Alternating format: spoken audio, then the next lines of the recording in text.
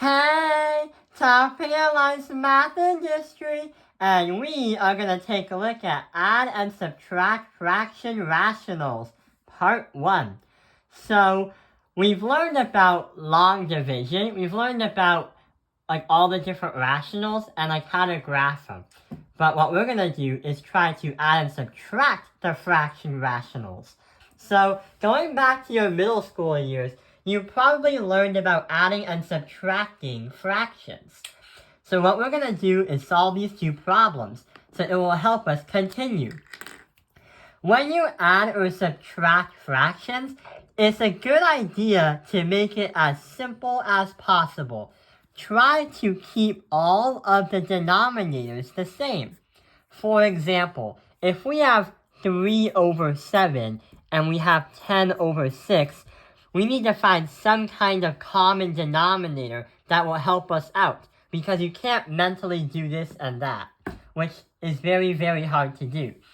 So we have a 7 and a 6. What can we use, or what number can be used to get to a common denominator? Yeah, we have to multiply this by 6 and multiply this by 7 to get 42 and 42. But we have to multiply this by 6 and multiply this by 7 to get 70, and 3 times 6 is 18. So 70 plus 18 is going to be 88 over 42. I'm not going to simplify because I want to make it easy for everyone to see the math and see what happens. So it's a good idea to put everything to a common denominator, because that will eventually reach to this. What about the one over here? We have 18 over 8 and 2 over 4, but we're minusing it. 4 and 8 are going to stay as 8. So this is 8, and this is 8. Multiply by 2, multiply by 2, multiply by 1, multiply by 1. So 18 over 8, subtract that by 2 times 2 is 4 over 8. And 18 minus 4 is 14 over 8. Again, I'm not going to simplify because I want to make the math as easy as possible to understand. And the reason why we did this is because we can actually apply the same kind of strategy to solving these kind of problems in the high school level, a high school algebra class. So right over here, we have a minus 1 divided by a and 2a plus 3 divided by a. This should be very easy because these two things are the same denominator. Therefore, it will allow us to actually have the a minus 1 and the 2a plus 3 as added together because they're the same denominator. So we have 3a plus 2. That is our final answer, which is very easy to recognize. Let's try another problem.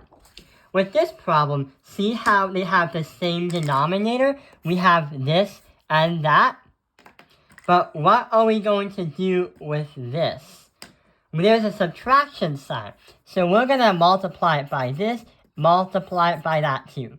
So we are going to have on the bottom m minus 3m for this one, but also this becomes a negative m, and this becomes a negative 3m. So when we combine the like terms, we get m and m is 0, so nothing appears with the letter m, and we are going to have negative 6m. But we're not done yet. We still have to do this and that. So we have to add that by the divisor of 1 because it's trying to explain what the final answer is. But hey, we forgot something. If we have to explain the divided, or what we're trying to divide, this is not the right answer. We still have to divide by a. Now that's the right answer.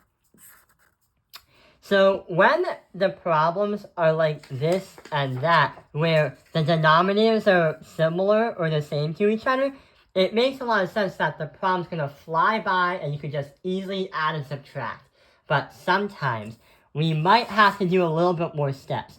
sometimes it can be a little bit more complicated. So for this kind of problem, we will require more steps to solve it out. And we're going to solve it slowly. So you see how the 5x plus 4 and the 2x plus 3 are different denominators? That is something we don't like to have. So we have to use the same method we learned in middle school, where we put both denominators the same in order to give us a fast pass to our answer. What can we do? Well, what we can do is if we multiply this blue on the side, 5x plus 4, and if we multiply the red right over here, we get 2x plus 3. The 2x plus 3 is going to go with the 2x, and the 5x plus 4 is going to go with the 6x. Now we have to make some kind of equation, because what will happen is these two will cross out, and these two will cross out. There is going to be a new equation. The new equation is going to appear like 2x plus 3, but then we multiply it by 2x. That's because this and that, and we cancel that. If we take a look at the blue equation, then we are going to have on the other side 5x plus 4 in parentheses. Then we have to multiply by the 6x. So now we have to add the two. So now we know that this and this is going to cancel, but this is going to multiply with that. Here is going to be our new numbers. So for the red equation, we get 4x squared plus 6x when we multiply this and that. For the blue equation, we are going to get 30x squared plus 24x. Now we have to add them. We now have to combine like terms so it will help us get to our final answer. So when we have this and this, 4 and 30 is going to go into 34x squared. And we have a 6 and a 24. So it's going to add to 30x. So we have that as the numerator, but now we have to divide that by something. It's not like we're trying to get to some kind of answer where there's an equal sign. There doesn't appear to be an equal sign here because we have no clue what x represents. And number 2, we're not trying to find what x is.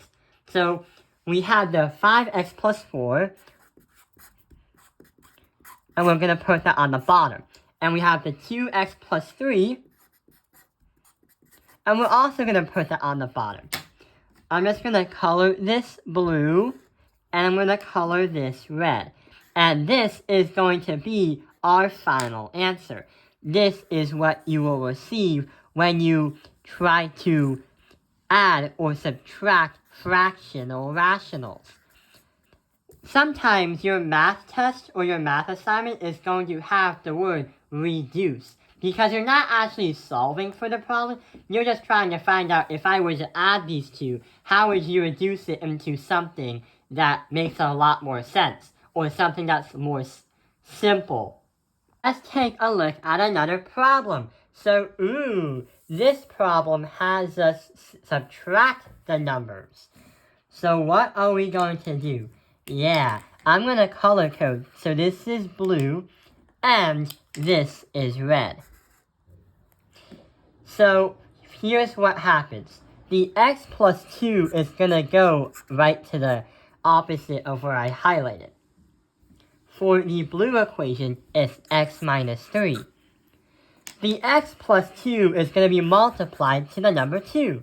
And the x plus 3 is going to be multiplied to the number 1. So here is what's going to happen. 1, parentheses, x minus 3 is our blue equation. And now we have to subtract that by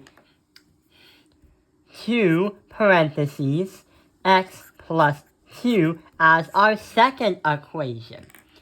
So let's try to see what happens. We have a negative 2 because the negative 2 is going to tag along with the 2. The negative is also going to be distributed. So in reality, the equation for the red one is going to be negative 2x minus that by 4, because that subtraction symbol is going to also put itself into the distributive property. And the 1 and the x minus 3 is going to be this times that, and that times that, just x minus 3.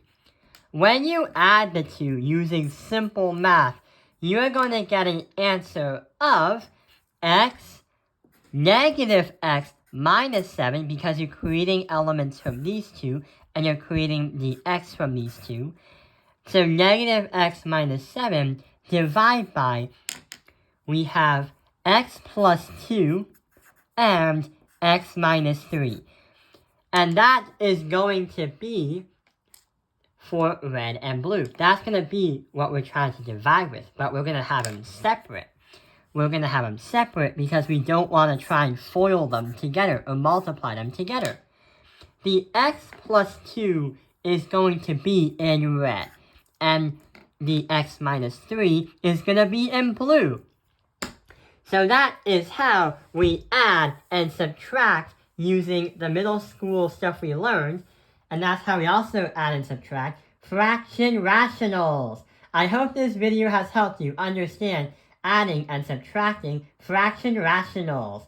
Thank you for watching Taoping Airlines Math Industry. Like and subscribe.